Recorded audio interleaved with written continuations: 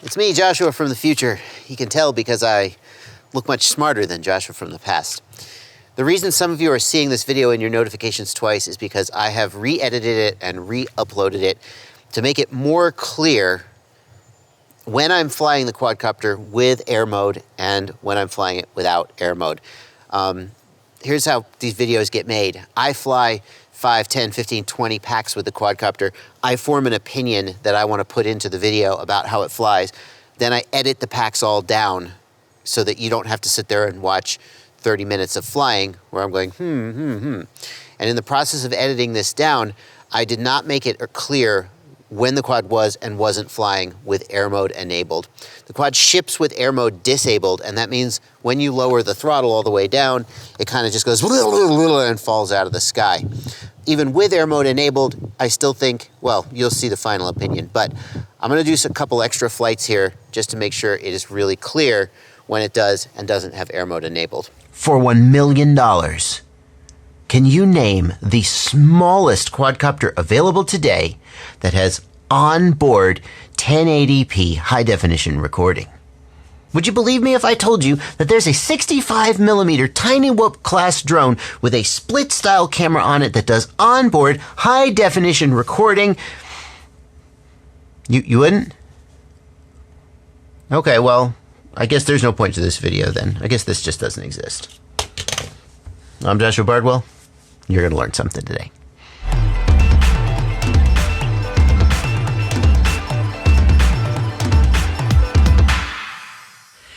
This is the BetaFPV 65X HD, and like my silly intro suggested, it is a 65mm tiny whoop class quadcopter with onboard split style camera. And what that means is that it has a single camera lens and a single sensor that captures high definition video, but also outputs analog video to your video transmitter, so you kind of get the best of both worlds. Onboard 1080p recording with standard definition and no additional hardware, no GoPro. The real question that we've got to tackle in this video, though, is this actually a good quadcopter? Because there's no doubt that this is a technical achievement. We're going to take the top off this guy. We're going to look at this thing. There's a new camera in here. It's a split camera for tiny whoops. And that, if this video was a review just of the camera, woo, we'd all be going crazy right now. But this isn't a review of the camera. It's a review of the quadcopter. And this is a 2S. It has to be a 2S because even though the camera is only like 8 grams, well, a typical 65mm tiny whoop like the BetaFPV Meteor 65 is only like 22 grams. So you add like 7 or 8 grams to it and you're like making it 30% heavier again. So it's a 2S. And these batteries add weight. And that means it's going to fly differently. More about that in a minute. Now, this canopy that we've got here is a hand-painted sample. This is not the injection molded canopy that you will get if you buy this when it is available in stores. So if this looks a little homemade, that's because I'm a reviewer and I got an early pre-production sample. But if we take this canopy off, we will see this, which is the BetaFPV Nano Split HD. And it is a split-style camera designed to fit on top of a tiny whoop format board, like a Crazy Bee board or a BetaFPV flight controller. As far as the rest of the quad goes, the motors are 0802, which is pretty standard motor size in this form factor, and they are 14,000 kV, which is interesting because like on a 1-cell battery, we see about 19,000 to as much as maybe 25,000 kV, depending on how much speed and flight time you're looking for. On 2-cell batteries, 10 or 12,000 kV is kind of the benchmark standard. So by going with 14,000 kV on 2S, we're pushing into a little bit higher RPM, and that's probably to give us enough power to handle the weight of this quadcopter. How much does it weigh, by the way? Without batteries, it is 33 grams, 32 grams. They list it as 30 grams on the website, but my scale has it at 32, 33 grams. And with batteries, it is almost 50 grams. So keep that in mind when we go outside to fly the quadcopter. This is more than twice as heavy as something like the Mobula 6 or the Meteor 65. And that's going to put it in a really different category. Now, BetaFPV says that this is not for flying outdoors in windy environments, but it's a beautiful day and I can't just fly it around my basement. It is pretty flippin' windy today. It's pretty flippin'. At the moment, it's a little calmer, but it's pretty flippin' windy. So we're gonna see how it flies. We're gonna just try and get some footage, but if it looks like it is being blown around by the wind, that's because it is. Okay, here we go. No, see. Let's go see what the mailman is doing. So it's very windy. We're gonna fail safe. No, we fail safed. I was so right. Wow. Okay. Can we get it back? Nope. Fucking fail safe, just like that. Oh boy. I don't know what that was all about. The RSSI was reading like 75%. FreeSky typically doesn't fail safe until like 45%. So I'm not sure why it dropped, but there you go. It's a little micro 65 millimeter with an integrated receiver. I guess I don't know what I was expecting.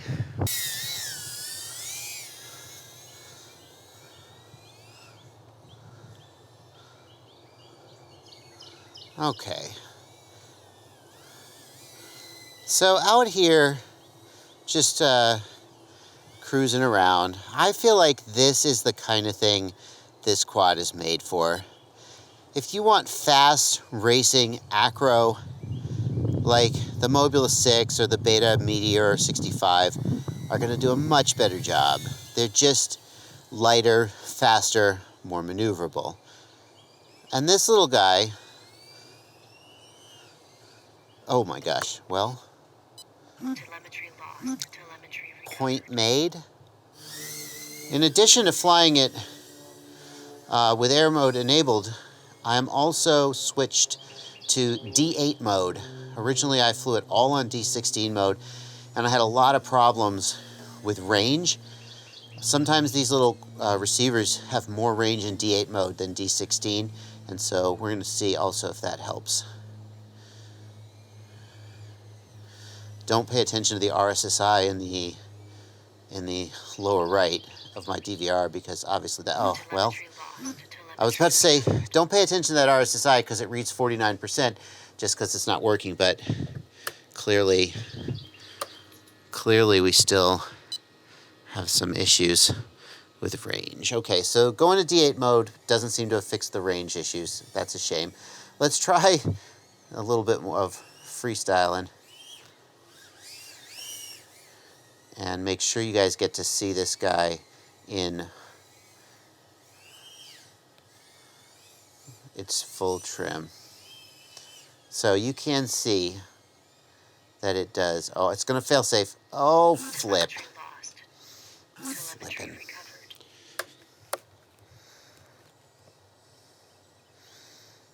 That it can.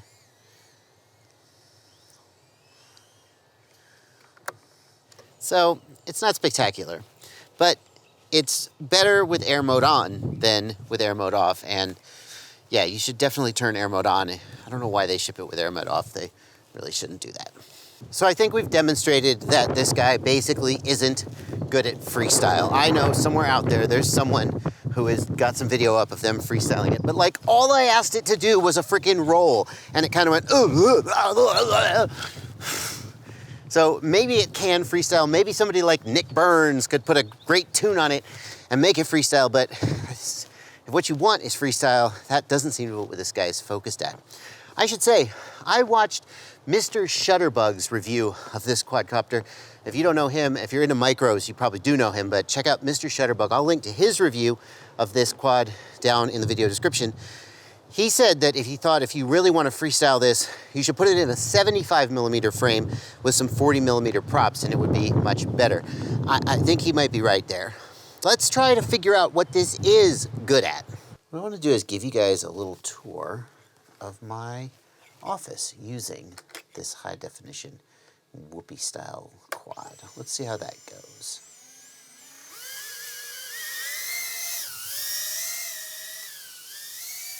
Okay, so I guess we'll start here. This is actually a sign that my friend Joshua Moon made for me, and I have never been able to find time to get it mounted on the wall, so I just leave it here on the floor where I can see it. Here, thank you Joshua Moon for that.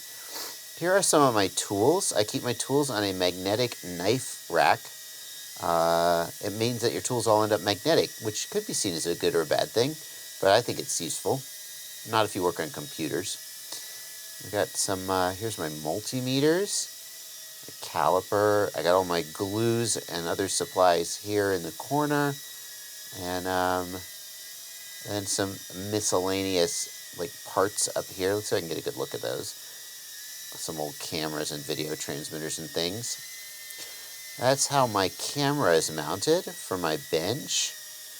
Got it braced up against that shelf there to help it hold it steady. That is a Rode Video Micro. These LED lights, people always ask me about these LED lights. They're made by Neewer. They're pretty inexpensive and very good, and I'll put a link to them in the video description if you want to get them. That's my workbench, of course, you've seen that a lot. If we head on over here, oh, guys, look, inkjet printers are for chumps. If you can't afford a laser printer, I understand that. They're so expensive to actually buy, but over the life of the printer, you'll save so much money with a laser compared to an inkjet, and the maintenance issues on it are so much easier on lasers. This is one of the best decisions I ever made. It's a lot of money up front, but if you print a lot, you will save it over time. Anyway, here is some MISC audio gear and cables, HDMI cables and stuff. This one over here on the left is my GoPro accessories. In here is where I keep all my parts and supply. This is products that I need to review, or that I was supposed to review that I didn't review. Oops, sorry. Companies who sent me products that I didn't review. I still intend to get to all of that. Over here are like stuff that I'm actually working on. Each of these plastic totes is a quad. Like that's a broken Newbie drone Vivid with a broken arm that I need to fix. I'm doing pretty good there. Here are parts. Oh, I'm losing it. 3.4. I'm losing it. Parts and spares. You tell me what the difference is between parts and spares. I don't know. And over here, these are all props. And almost all of these are just props in various boxes. And I've got some quadcopters up here. So, and okay. So then if we head over here, this is, hey Cricket, I need to mail you this. This is the Cricket flight controller from Quadbox. I meant to send it to him. I would use it, but it's a kind of a collector's item now. So here's my shitty, tore up, dropped ceiling, which you never get to see in my videos. These tiles were damaged by water, and I still haven't replaced them because, you know, who cares? I got all my quadcopters here with the Nerf command hooks, hanging them on the wall. I got a video about that. It's not rocket science, but I made a video about it.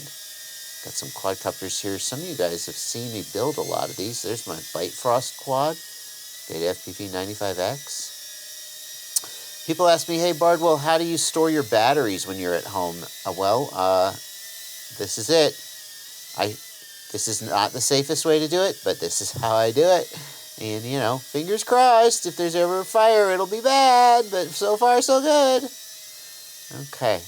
Now, if we head out over here, we can't because we're at 3.3 volts and the battery's dead. But there you go. And so that brings us to the end of the video, and as always, the question, should you buy it? And when I ask that question, I always try to approach it from the perspective of who is the right person for this product, not just like yes or no. And I gotta tell you, I'm having trouble figuring out who is the right person for this quad, because if you want a really small quadcopter with high definition video, there are a ton of ones that fly better than this. No, they're not 65 millimeters in size, but they're 2 inches, okay? So do you absolutely need a 65 millimeter quad, even if we do like Mr. Shutterbug suggested and put this on a 75 millimeter frame with 40 millimeter props? I feel like, but then you wouldn't have the world's smallest high definition. You'd just have potentially like a much better quad to actually fly. It's not great at acro. It's not super fast. It's really heavy. It's not super nimble. And even when going slow, it's not super controllable because of the weight and it's not super smooth, so you can't really, it's not great at being a cinewhoop. I almost said you can't really use it as a cinewhoop. Of course, you can do anything with enough determination, but there are better small quads out there for smooth cinematic flying. The flight time is really short. There's latency. The camera has a little bit of extra latency that makes it a little hard to fly in proximity, especially at speed. And it's $180.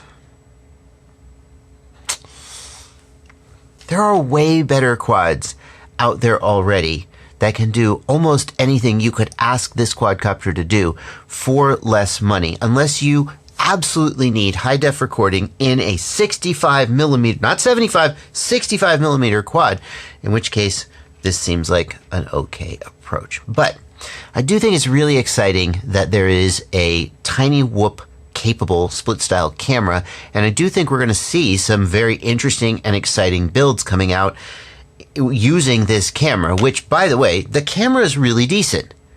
It's really decent. The images look pretty good. The FPV image looks pretty good.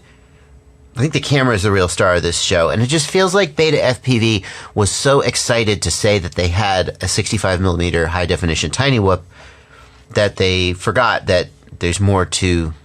They gotta make it like fly better than this and just be better than this for people to actually want to buy it. So, link to this quadcopter in the video description if after watching all of this you want it, and link to this camera in the video description if you're building, maybe you're building your own 75 millimeter with 40 millimeter props like Mr. Shutterbug suggested, and this would be a great camera to put on top of it. That's gonna do it for this video. I'm Joshua Bardwell, and I hope you learned something today, and that's my opening, not my closing. Crap. That's gonna do it for this video. Thank you guys so much for watching. Happy flying.